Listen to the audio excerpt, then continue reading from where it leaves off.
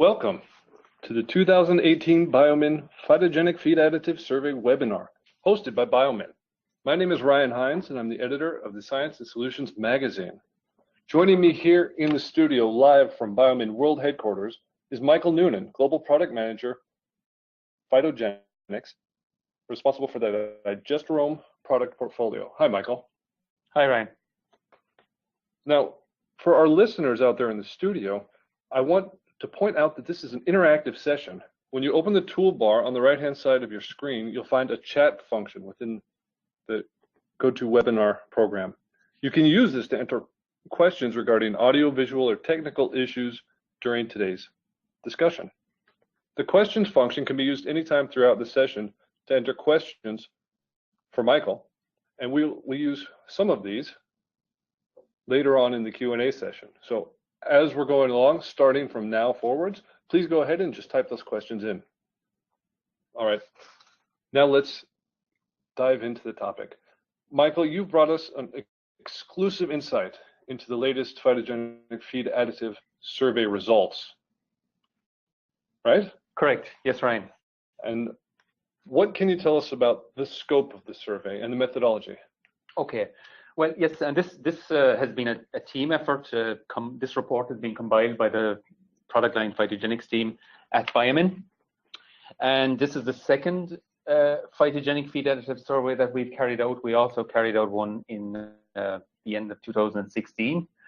But the objective of this survey was to capture from the market, from the global feed market, some relevant or pertinent information regarding the use of phytogenic feed additives, or PFAs, used globally around the world. So we created a questionnaire. The questionnaire was created in 4 different languages: English, Spanish, Portuguese, and Chinese. We had 758 respondents to the survey, and it was across the global feed industry, from wine production and all feed production, all species, so compound feed production and also integrated feed production for integrators. So it was a broad approach, trying to capture as much relevant information as we possibly could from the marketplace. Some very interesting results, but the respondents are shown here in this slide.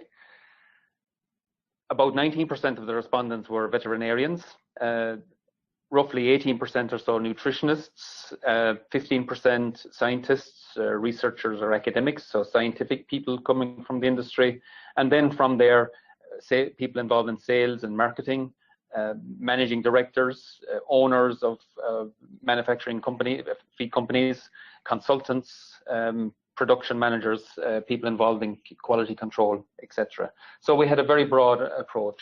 In terms of types of businesses, everything ranging from layer production, poultry integrators, broiler production, some information coming from ruminants, swine integrations, aquaculture. So a very broad range of information coming back from this survey. Mm-hmm. In terms of regions, we addressed this survey to cover 4 regions, so South America, Asia Pacific, North and Central America, and also Europe, Middle East, and Africa. The biggest response by region came from South America. 35% of the respondents were from that region. In the orange part, Asia Pacific, about 18%. In the red part of the pie chart, 22% of the respondents were in North and Central America, and about 25% coming from Europe, Middle East, and Africa.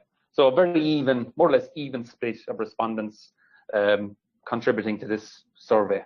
Okay, so based on that input from professionals involved in feed and food production from across the world, what kind of industry factors were you able to identify? Well, to make this survey more interesting, or even more interesting than previously, we tried to capture some relevant industry factors and that are interesting for us at the moment, to try and glean from the industry where, what the thinking is. One of these was in feed formulation costs. And the question was, what are the expectations regarding feed formulation costs for the next 12 months by region or in total? In general terms, about 31% globally expect to see an increase in formulation costs for the next 12 months. This can be for different reasons, such as availability of raw materials, currency fluctuations, volatility.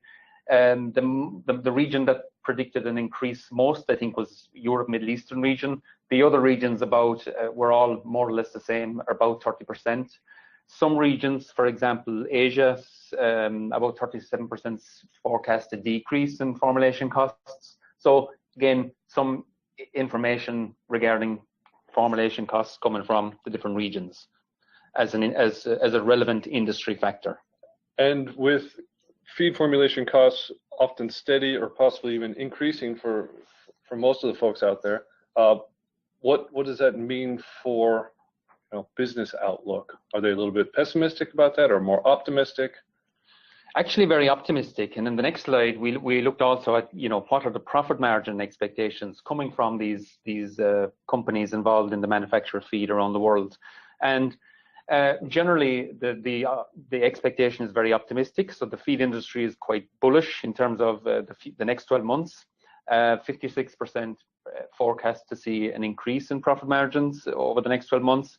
And again, this almost 70% of the respondents in Asia see a good future ahead for profit margins, 60% in South America, and a little bit less in each of the regions, Europe, Middle East, and North America. So again, good expectations for the future. Great, and I'm sure the feed and food producers are happy with that amount of positivity. Correct, I think so, yes. Perfect. Were there any other trends that you were able to detect?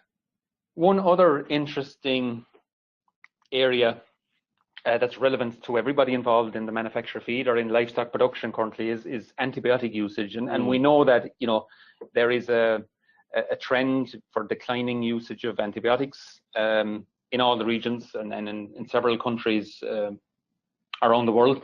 But okay, what does this mean, and what are the expectations for antibiotic usage over the next 12 months? And again, you see here in the red bar chart, the red lines again indicating a strong message that all the regions see a decrease in the usage of antibiotics over the next 12 months. So again, maybe no big surprises there, but also interesting to see that trend. Yes, clearly some strong indications there for the industry as a whole. So we've set the stage in terms of context. Let's go ahead and shift gears. We're going to open up a question to the audience this time. So for everyone listening throughout the world, please take the time right now to answer our first audience poll question. Do you, in your operation, use phytogenic feed additives, PFAs, or botanicals? Go ahead and choose yes, no, or not sure. And Michael, this must be a question that you ask quite often. Yes, it is. We ask this question a lot because we have daily or weekly interaction with our customers around the world, and we want to know what's happening in the marketplace. And I think one of the key benefits of this PFA survey is that it helps us to gather some good information from the market, which in the past wasn't that available. So we're building a very good foundation for the knowledge of what's happening in the marketplace from these kind of surveys. Sure. Well, let's see what everyone has to say. The results are in. We're going to go ahead and close the poll. I want to thank everyone who provided their input, and I'm going to read out the results. We have 70% who say yes, we currently use phytogenic feed additives, 19% saying no, and 1% not sure. And of course, that's okay as well. Michael, that's a pretty strong figure there. How does that compare to the survey respondents? It's similar response. The next slide here shows, do you answer the question, do you currently use PFAs in your formulations, in your systems? And in this survey, we got a definitive yes, currently using PFAs by 51% of the respondents. The orange part of the pie chart, 11% said currently we're not using PFAs, but we have used them previously.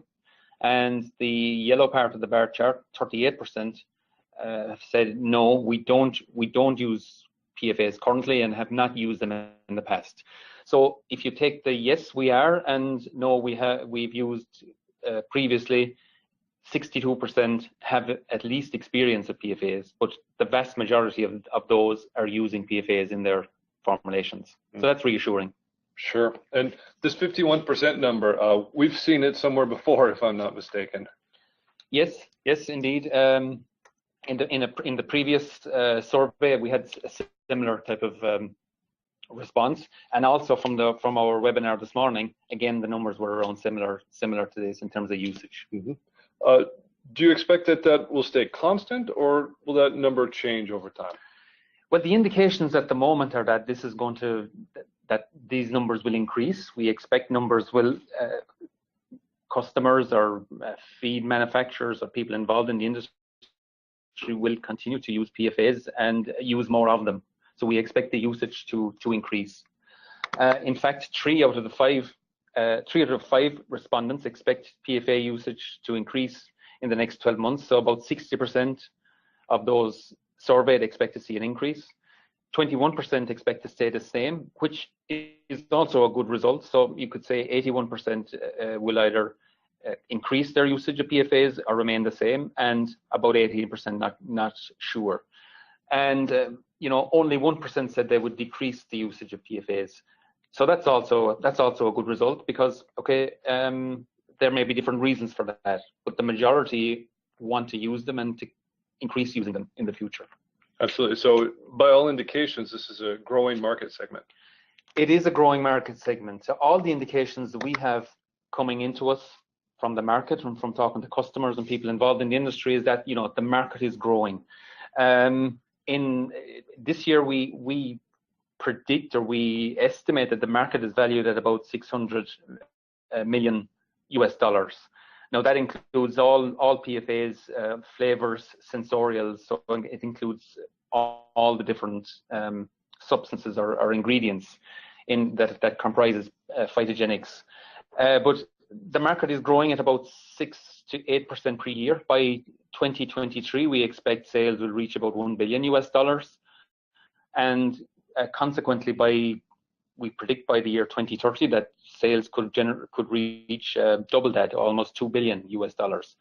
So that means that more and more of the industry, as for different reasons regarding the usage of antibiotics or to improve performance, we see more and more usage of these feed additives being used. We estimate about 5% of the global feed production in the world produced is supplemented by PFAs. That's about 60 million tons of feed per year. So it's relatively small, but it's growing. So there's huge potential for growth. And I think as well as feed production, or the cost of feed is very important in broiler production or in swine production and in the other species as well. It's important to try and extract as much value from the feed and to improve performance, optimize feed costs. And this is what PFAs can do. Right. And you've mentioned a few of the reasons to apply phytogenics to an animal diet. We're going to look at that in more detail right now. But before we get to what the survey said, we're going to open it up to a second and final audience poll to gauge our listeners' point of view here. Are you more interested in using PFAs for general performance benefits, or are you looking to address a specific challenge in your operation? Please go ahead and choose the answer that fits best in terms of general performance, specific challenge, both, or not sure. And Michael, as they're doing that, could you give us a brief overview of Digestibility? Yes, well, Digestibility is the leading PFA brand of Biomin. Biomin has been in business for 35 years, and Digestibility has been around actually since 1989. So it's a well-known brand, but it comprises all the products that we have in the Digestibility portfolio. And our latest product is a product called Digestibility DC, which is the next generation PFA, phytogenic feed additive product from Biomin, which has unique encapsulation technology. Great, thanks for that. And we've received our results in. Thank you for providing your input. I'm going to read out what our listeners have to say. We have 17% who chose general performance as the reason for interest in PFAs. Another 20% who've chosen specific challenge. 56% say both, general and specific. And then a final 6% who are not sure. Michael, let's get into it. General, specific, is there a right answer here? There's no right or wrong answer here, Ryan. It depends really on the region, the challenge, the type of manufacturer, integrated system versus compound feed. It varies. There's no right or wrong answer. We asked the question, very specifically in order to try and dig deeper in the industry. Like, well, why are you using PFAs? What is the reason? What benefits are you looking for? And we structured the survey a little bit differently this time around, and that we allowed respondents to answer more than one question. So it was a multiple choice type of answer that we asked for. The two striking things that first show up here in this particular slide is, number one is the antimicrobial effects, so the positive antimicrobial effects that PFAs provide in livestock production, and also the digestibility enhancements, so the improved digestibility of nutrients. They were the two components that stood out the most. 50%, approximately 50% each of the respondents chose those two as the most important aspects. And I will speak about this in a little bit in a second, but these two components are also very much interrelated, so one affects the other in a positive way. Mm-hmm. Thirdly, growth promotion. So digesterone, for example, is a performance enhancing product. It helps to optimize feed costs, but also improve animal performance very consistently. So growth promotion is an important aspect. Many customers are using PFAs as a tool to help reduce the usage of AGPs. We know that. This is something we hear quite a lot, and we get asked quite often by customers, well, how can I use PFAs as a tool to help me reduce my usage of AGPs? Again, lowering feed conversion ratios. Again, PFAs are very good at doing that, at helping to optimize feed costs and lowering the feed conversion ratio. Optimizing feed intakes, so improving feed intake, also very important. In some regions, reducing environmental emissions, reducing the amount of ammonia, improving the environment in which animals are reared.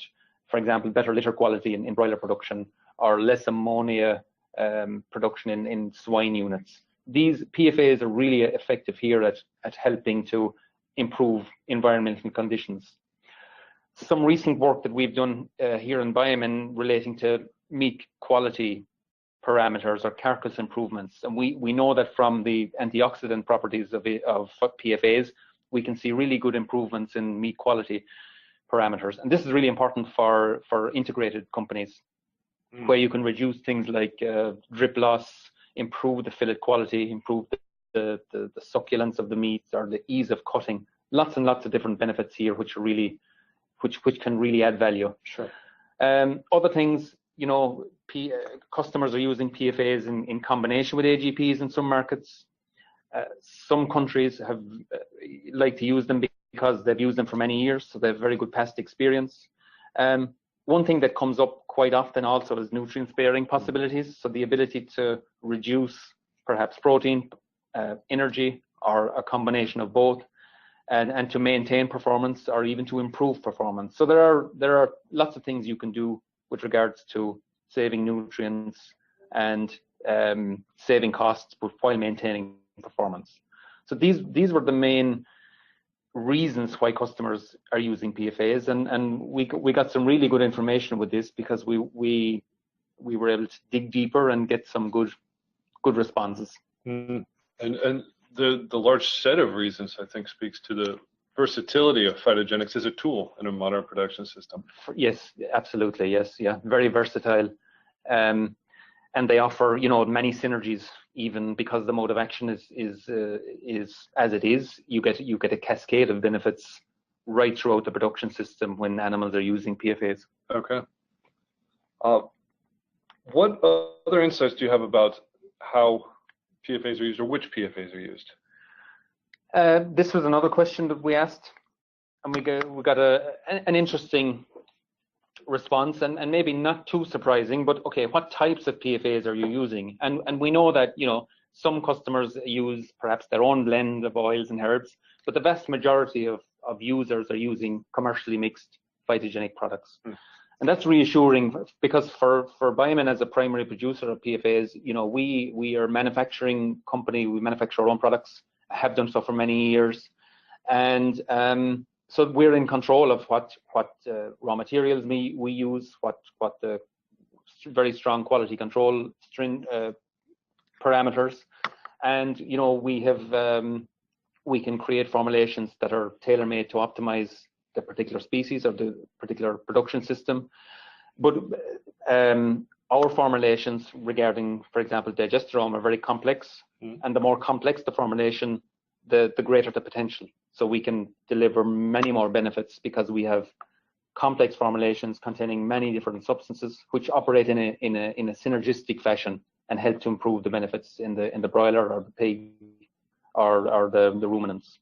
Okay, so synergistic, and you're saying, just to simplify to the layman, that in combination, certain combinations are getting more benefit, like a 1 + 1 is 3 kind of scenario. Absolutely, yes, yeah. There are many synergies to be seen when you add different substances to the formulation, and this is where the real benefits are, because we can see consistently that we get, and the greater the complexity of formulation, the greater the potential of the product. One other thing, which is a big advantage with commercially mixed products, is that, you know, some products are encapsulated, and when you encapsulate the essential oils, you can ensure greater delivery of the active compounds to the animal, and improve the thermostability of the active compounds when put into feed, which is manufactured at higher temperatures. So there are many benefits. Okay, great. Now, phytogenics are billed as feed additives, but they're not restricted to the domain of feed, are they? They're not. No, they're not. They can be applied in many ways.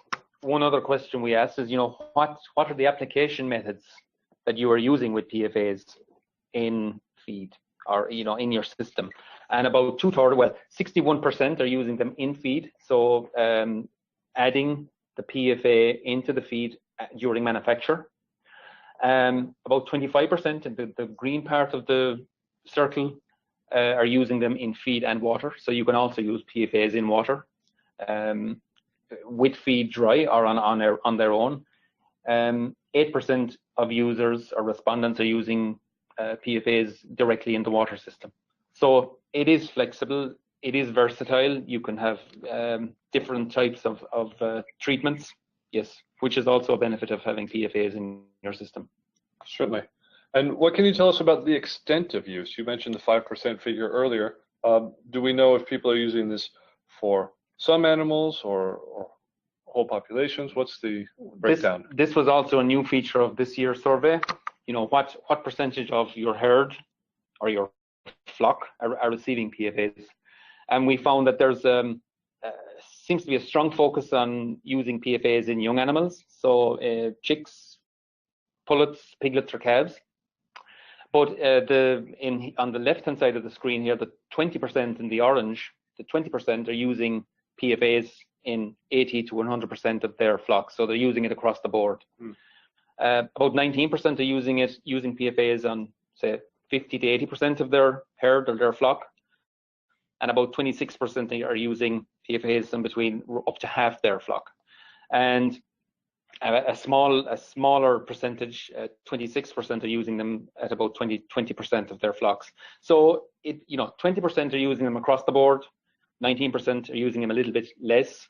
But it's, you know, we see that there's a committed core of users who are using them across the board from the beginning of life, and this is where you can see the most benefits. Yeah, of course. I think that makes sense. Now, So Michael, thank you for sharing those insights from the 2018 report, which will be published, soon to be published, not quite yet, but it is coming. With all of our listeners out there, many of whom have submitted a question to you. In fact, listeners, you've submitted hundreds of questions, and we're not going to be able to answer all of them in today's session. However, Michael, you have had a chance to look at a few of the most frequently asked questions that we've received from the audience and prepare some short responses on each of those. Let us turn now to those, if you don't mind. Yes, indeed. Great. You mentioned antibiotics and the trend to reduce the use of antibiotics. This question, first question from the audience is, can we replace antibiotic growth promoters with phytogenics? Okay. Yes, and we got a lot of respondents registering for this webinar, and there was an opportunity, as Ryan said, to put in some questions. So we selected what we felt were the most relevant questions, or the ones that were asked most frequently. So we attempt to answer these in the next number of slides. Can we replace AGPs with PFAs? Very good question. Question we're asked quite a lot. I guess it depends on a few different topics. It's not a case of exact, replacing one with the other. That's not how we see it. There are many opportunities in terms of antibiotic-free feeding or no antibiotics ever production systems, which are becoming more and more popular in some regions. We know that the consumers are becoming more demanding. They want always good quality food, better quality food raised in a no antibiotics system. The producers, on the other hand, want to remain profitable, want to optimize performance in their animals, and rear animals in a good environment, healthier animals which perform better. So there's a huge opportunity to, utilize natural feed additives such as PFAs are to help to reduce the usage of AGPs. So how can digesterone or how can PFAs help in this regard? And okay, it's a multifaceted approach. I mean, okay, we can all reduce the usage of AGPs, antibiotics, but it's, we need to look at things like farm management, improve farm management or husbandry practices, maintain strict biosecurity, also have very good hygiene standards at all times, have an effective health program, vaccination program. Where we can influence reducing the usage of AGPs most, I think, for PFAs is as a tool in nutrition and also in gut performance. Yep. And in nutrition, we see areas where we can improve feed intake, improve the digestibility of the nutrients, as I mentioned earlier. And PFAs also have many benefits in terms of antimicrobial properties, antioxidant properties, so to improve gut performance. Absolutely. And it wouldn't be a Biomin webinar if we didn't highlight the role of strong mycotoxin risk management. Isn't that right? Correct, of course. Absolutely. Yes. Also an important part in the puzzle. Great. Our second listener question is regarding essential oils, and how do you ensure the availability of the plant-derived substances in the gastrointestinal tract of animals post-pelleting? Another very good question, and a question we're asked very often. And there are answers, and there's a few things you need, I think, to be able to ensure the availability of essential oils in the gastrointestinal tract. Here's what you need: really good thermostability in feed. You need targeted release of the essential oils. So you need to get the essential oils to where they are available to be absorbed into the bloodstream to provide the benefits, and also homogeneous distribution of those essential oils in feed. And this is something we have looked at very closely in Biomin in recent years. And with our new product, new generation PFA Digest from DC, this has innovative encapsulation technology. Now, essential oils are volatile materials, so when they're not protected, you lose their benefits. They're volatile, they evaporate, and you lose the goodness. When you encapsulate them, you can maintain them, and you can ensure that you get a higher recovery of the active compounds at different levels of pelleting temperatures. And this study, which was done at the Danish Technological Institute in Denmark, showed that, you know, at before treatment, we were able to get, say, 100% recovery, the green bar on the left-hand side. But as temperature increased from 75 degrees to up to 85 degrees, up to 95 degrees, the recovery levels remained the same. So there was a little bit of loss, but we were able to get very good recoveries of over 80% at 95 degrees pelleting temperature. So that's really positive in terms of ensuring that we can keep the active compounds and make sure they reach the animal where they can be absorbed. Sure. The second part is the targeted release. So how do you know that you can, you know, how can you ensure you get the targeted release of the essential oils to where they are needed? And these are some interesting photographs taken under the microscope. And the picture on the left, number one, you can see that you can see here the duplex capsules, which are contained in Digestibility DC. These are intact. They're very uniform in size. They have a very narrow range of diameter, all under 500 micrometers. So they're very even and they're intact. And this is at the beginning of the digestive process. If you take picture 2, you can see where the capsules are being broken down on the bottom left of the screen. So slightly broken down, but the capsule is broken down by the endogenous secretions or the enzymes. And then you can see, well, you can't really see it, but we know that the essential oils are being released here slowly. And then in picture 3, we see here where the capsule is significantly digested. You can hardly see any, you know, intact material anymore. Yeah. The essential oils are being released here at the end of the small intestine and being absorbed. And this is where we want them to go to work and produce the benefits that we talk about. Okay.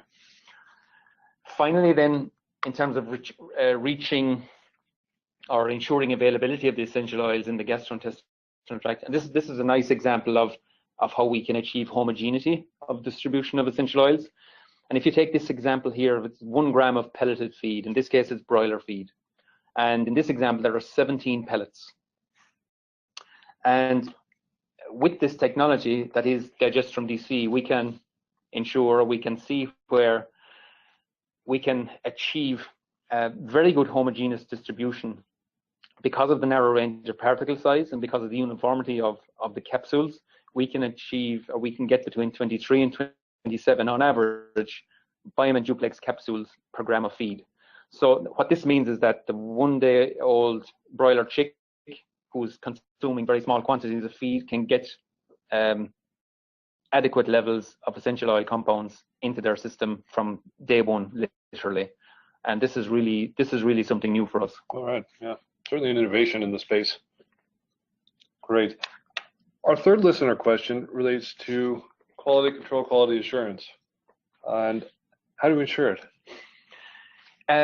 Yes, this is something that takes a lot of work and effort, but it is really necessary because for different reasons.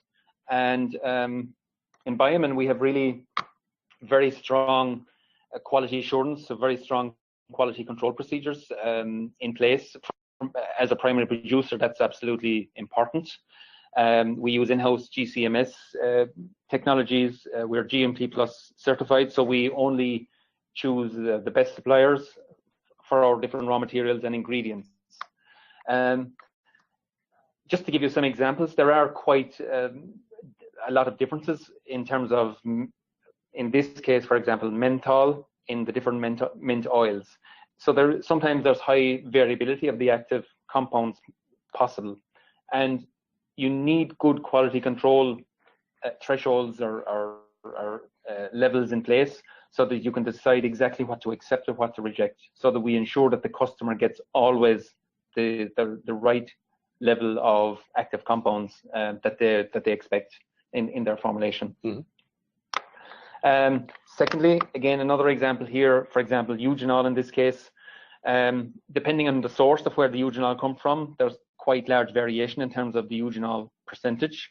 And again, strong quality control levels here decide whether we can accept or reject, but also because we can test for these levels, we know exactly how to formulate in the best way to ensure that the proper levels of active compounds are in the formulation or in the product which the customer gets. Okay, great. Now, we've had many requests about the mode of action. So really, in reality, what do phytogenics do once they're ingested by the animal? And we've had this question for different animals, different species, of course. Specifically, there's been a focus on, how do PFAs optimize feed conversion? Okay. Yes, another very good question. And I mean, as I said earlier, we've been involved in phytogenics in Biomin for many years, and the mode of action is always something we're learning about, how PFAs work, where they work in the animal, and how we can constantly optimize the feed conversion. I think the best way to explain it is to give a few examples. And we know from the survey that we've seen one of the main reasons why customers are using PFAs is to improve the nutrient digestibility of the nutrients, and for different reasons, depending on the type of raw materials they're using, et cetera, and to help to reduce the variation sometimes, it's always good to include a PFA. But this trial, which was done in Spain in 2017 on broilers, we saw very good results in terms of apparent ileal digestibility percentage, increases in terms of the dry matter, first of all, but also on the protein content of the feed.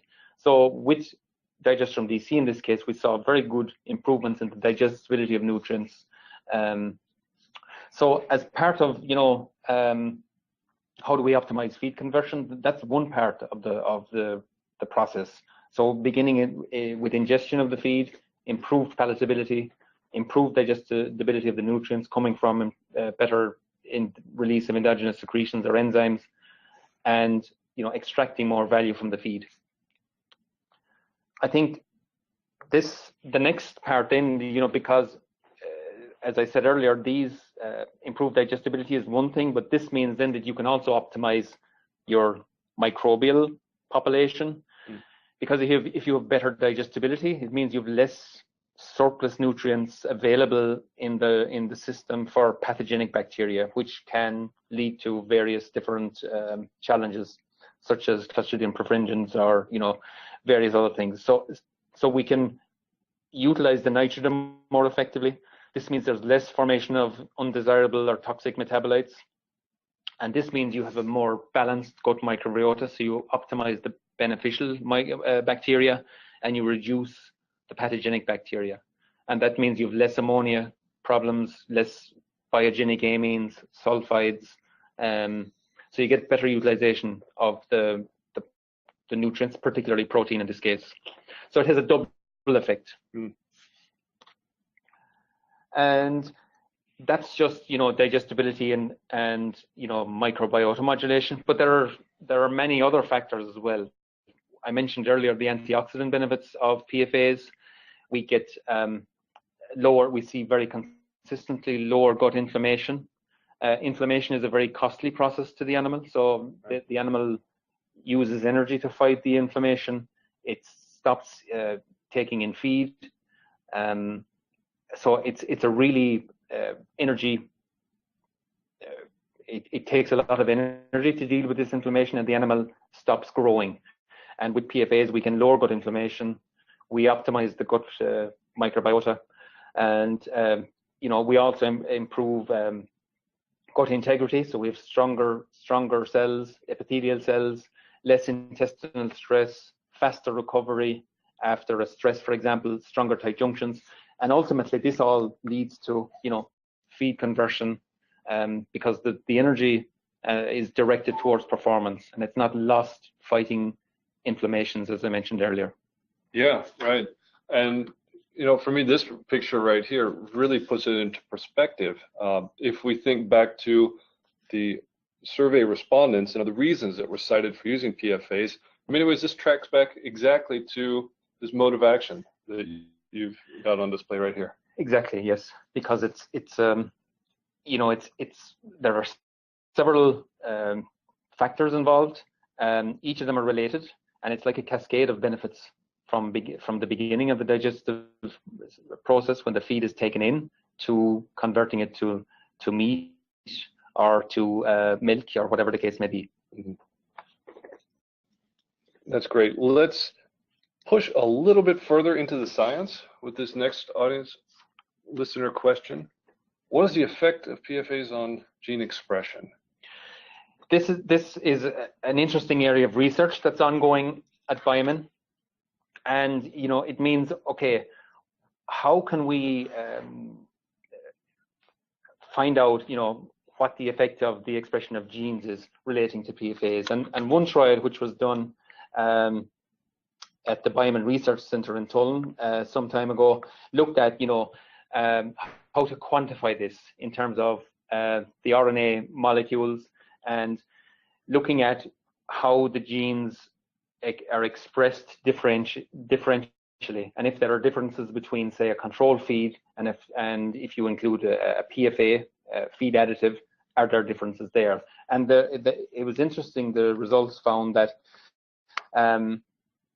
of almost 25,000 total number of genes analyzed, 73 of these genes were isolated and found to express different characteristics from the feed supplemented with PFAs. So from this, we can see that PFAs somehow are able to modulate genes and gene expression. And this is related then to the inflammatory response, and we can somehow control, if we know how genes act in this regard, we can somehow relate it to inflammatory response, and we can then perhaps formulate new products based on this type of research. So it's a very interesting area. We're still learning about this area, but yeah, it's really exciting for the future.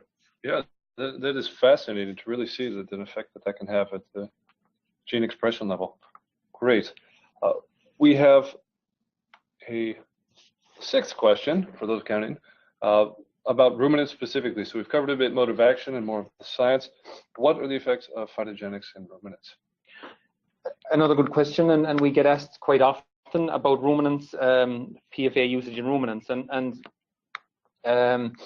yes, we can see many benefits again starting from the beginning of the process. So calves can use PFAs from the beginning in calf milk replacer, and also immediately when they go on to starter feed. So you want good palatability. So a PFA can improve the palatability, which means improved feed intake. From there, we see improvements in the digestibility of the nutrients, particularly protein, and this has an effect on study economics and reducing feed costs. We also see that we can improve the gut microbiota environment, also very important. So we have a calf that's the digestive process is performing well. You've got good numbers of the beneficial bacteria there. And as well as that, we see a reduction in inflammation. So you have less inflammation challenge, and that conserves energy. And ultimately, we see calves that perform better, they grow faster, more consistently. As well as that, you are optimizing, your feed conversion. So you're because of better digestibility. But if you take it a step further, it's really important as well from the point of view of rumen development. And in young calves, you really want to encourage as much feed intake of solid feed as early in life in possible, after they come off milk. And the calves, the future herd are the calves you have today. So you want to develop a good rumen, optimize feed intake, and grow these animals into productive dairy cows who start to produce. Right. In terms of dairy cows, also we see many benefits in dairy cows relating to, again, feed intake, especially in early lactation, where you want to encourage high levels of dry matter in the days after calving down. Great. So then feed intake goes up, and then what kind of benefits do you typically see later as a dairy producer? As a dairy producer, you will see certainly increased feed intakes, and that will lead to better milk yield and also better milk protein, so milk solids, increased milk solids, and that's where customers are paid in terms of milk solids and protein. Okay. Yes. Absolutely. Great. Thank you. That's going to open us up to our third and final chapter for today's discussion, moving from the prepared questions to a couple of off-the-cuff questions. If time allows, we will field 2 or 3 more. Here is a question regarding digesterone. What is the appropriate or standard dosage and inclusion rate of digesterone? Okay, this depends usually on the product, of course, that you are using and what product you want. The best thing is to check always with your Biomin representative, who will advise you directly on the dose rate. But usually it ranges from 100 grams per ton of finished feed to 150 grams. Some products are a bit higher, 200 grams, for example. But yeah, check with your Biomin representative. Okay, and you highlighted in that mode of action sequence that you really see feed efficiency improvements from the use of phytogenics. Can you quantify that? How much of an improvement can you expect to see? Yeah, a couple of years ago we did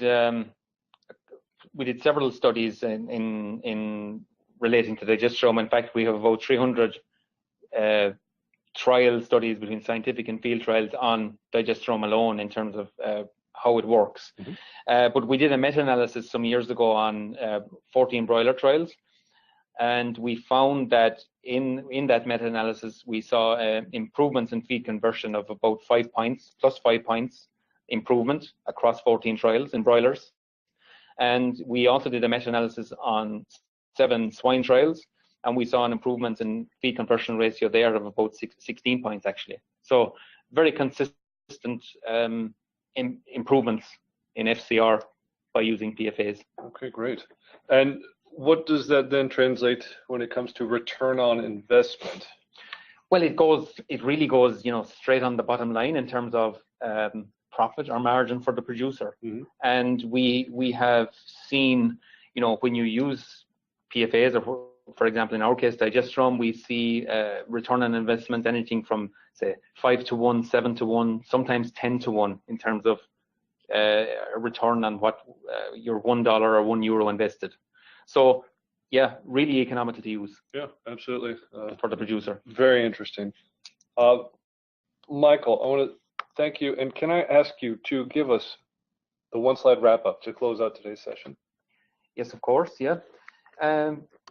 To summarize again for everybody on the call, we found that from the 2018 PFA survey that 51% of the respondents, almost 800 respondents, are using PFAs as standard. Another 10% or 11% were currently not using, but have experience. So over 60% have experience of PFA usage. Very reassuringly, 60% of respondents report an increase in usage over the next 12 months. So that's really good news for the industry. The 2 key reasons why customers are using PFAs: number 1, digestibility enhancement, and number 2, very strong antimicrobial effects coming from PFAs. So again, good information to know. And to summarize, the key criteria why customers are looking at PFAs is number 1, performance improvement.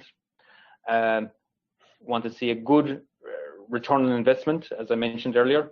But also, we need to keep doing the work in terms of research on scientific trials, conducting trials, and we also need to continue to understand the mode of action of these substances. And producers also want, healthier animals raised in a very good environment. So yeah. Good animal performance is always a key part of this criteria. Mm-hmm. That's great. All right. Michael, I want to thank you again for joining us today, for providing that information, those insights into the world of phytogenic feed additives. Okay, Ryan, thank you very much. Listeners, I also want to thank you for participating, for your input, for your questions. They're all valued and appreciated and have contributed to a more enriched discussion today. In the next 24 hours, you will receive a link via email to the full 2018 Biomin Phytogenic Feed Additives Survey Report, which is the upcoming special issue of Science and Solutions magazine. This brings today's session to an end. As we close out today's session, I would invite you to please complete the feedback questionnaire that will pop up as soon as today's session comes to a close. By providing your feedback, you help us to improve our webinar program and to identify future topics for discussion. So on behalf of Biomin, I want to thank you for joining, and we'll talk to you next time.